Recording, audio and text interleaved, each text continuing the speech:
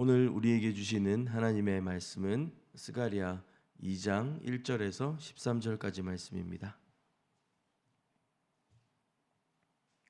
스가랴서 2장 1절에서 13절까지 말씀, 우리 한 절씩 교독하겠습니다. 내가 또 눈을 들어본즉 한 사람이 측량줄을 그의 손에 잡았기로 네가 어디로 가느냐 물은즉 그가 내게 대답하되 예루살렘을 측량하여 그 너비와 길이를 보고자 하노라 하고 말할 때에 내게 말하는 천사가 나가고 다른 천사가 나와서 그를 맞으며 이르되 너는 달려가서 그 소년에게 말하여 이르기를 예루살렘은 그 가운데 사람과 가축이 많으므로 성곽 없는 성읍이 될 것이라 하라. 여호와의 말씀에 내가 불로 둘러싼 성곽이 되며 그 가운데에서 영광이 되리라. 오라 너희는 북방 땅에서 도피할지어다. 여호와의 말씀이니라. 이는 내가 너희를 하늘 사방에 바람같이 흩어지게 하였음이니라. 여호와의 말씀이니라. 바벨론 성에 거주하는 시온아 이제 너는 피할지니라. 만군의 여호와께서 이같이 말씀하시되 영광을 위하여 나를 너희를 유혹한 여러 나라로 보내셨나니 너희를 범하는 자는 그의 눈동자를 범하는 것이라. 내가 손을 그들 위에 움직인즉 그들이 자기를 섬기던 자들에게 노략거리가 되리라 하셨나니 너희가 만군의 여호와께서 나를 보내신 줄 알리라. 여호와의 말씀에 시온에 따라 노래하고 기뻐하라. 이는 내가 와서 네 가운데 머물 것임이라. 그날에 많은 나라가 여호와께 속하여 내 백성이 될 것이요 나는 네 가운데에 머물리라. 네가 만군의 여호와께서 나를 너에게 보내신 줄 알리라. 여호와께서 장차 유다를 거룩한 땅에서 자기 소유를 삼으시고 다시 예루살렘을 택하시리니. 함께 읽겠습니다. 모든 육체가 여호와 앞에서 잠잠할 것은 여호와께서 그의 거룩한 처소에서 일어나심이니라 하라 하더라. 아멘.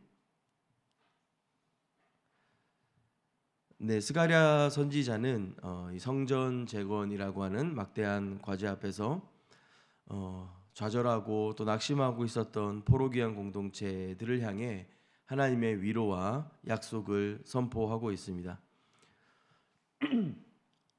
지난 1장에서 8가지 환상을 통해 하나님의 주권적인 통치와 또 회복의 계획을 보여주셨는데 오늘 우리가 읽은 2장 말씀에서는 그 8가지 환상 중에 세 번째에 해당됩니다. 1절을 보면 스가랴 선지자가 이렇게 말합니다.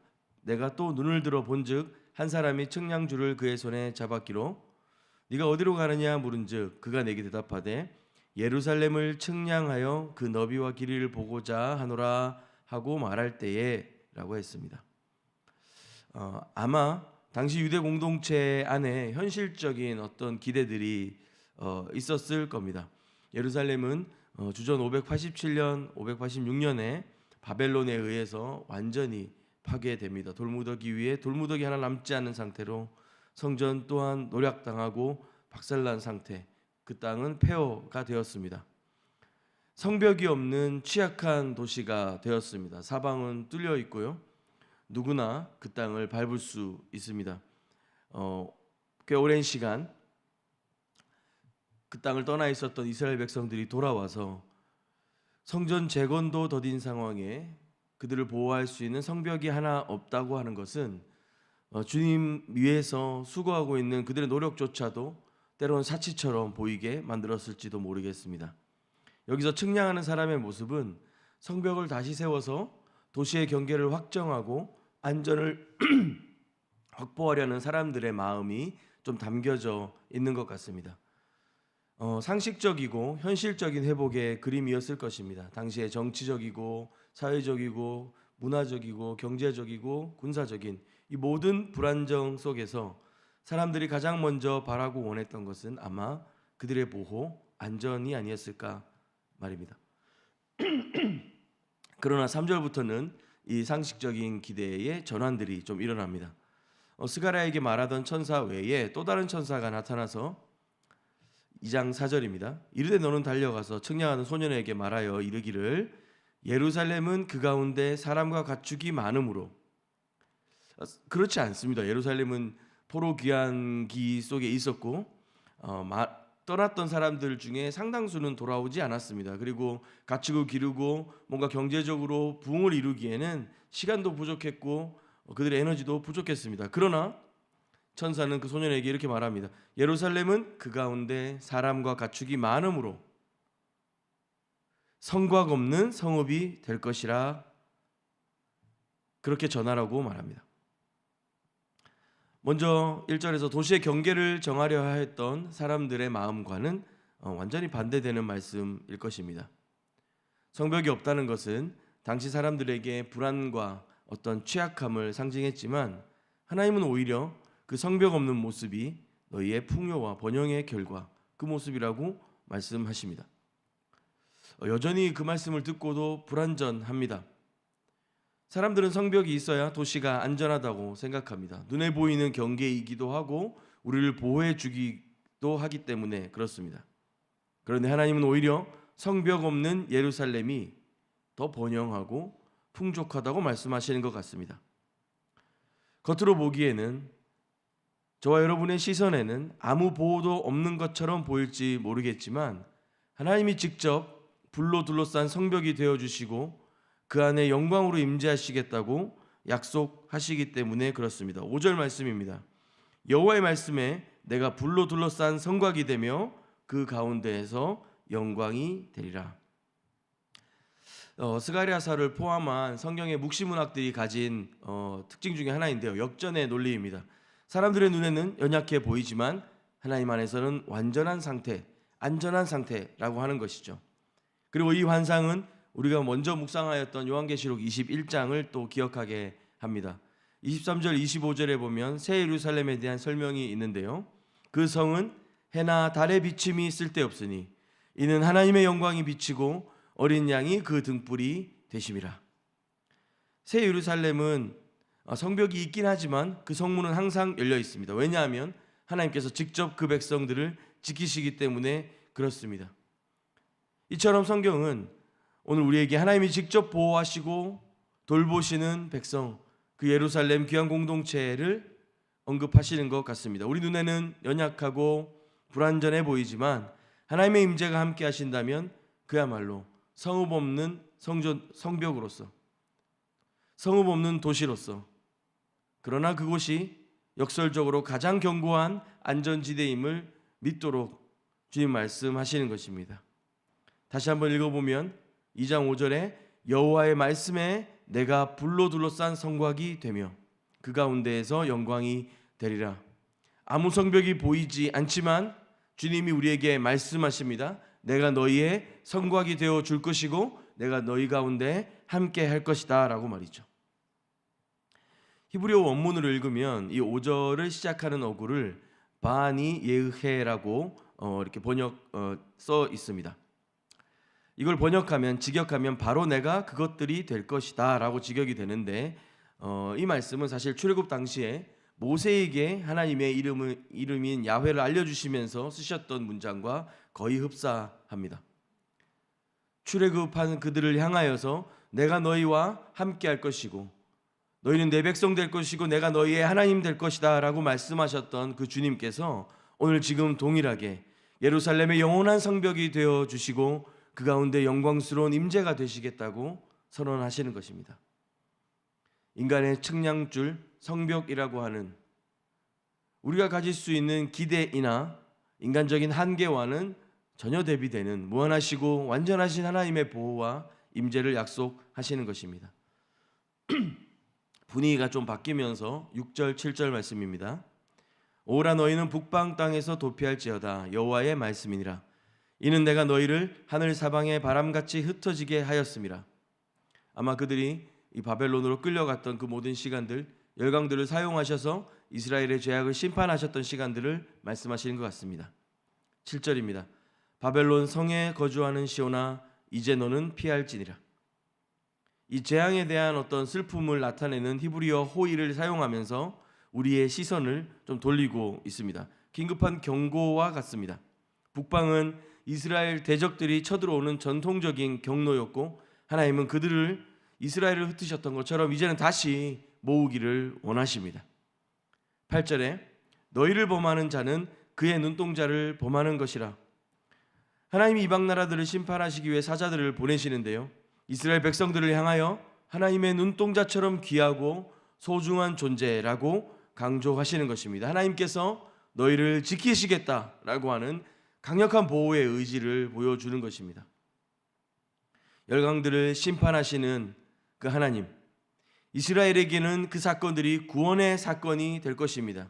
그러나 이 자체가 이스라엘이 세상의 힘과 그 권력과 그들이 생각하는 방식으로 세상을 두렵게 할 강대국이 될 것이라는 의미는 아닙니다.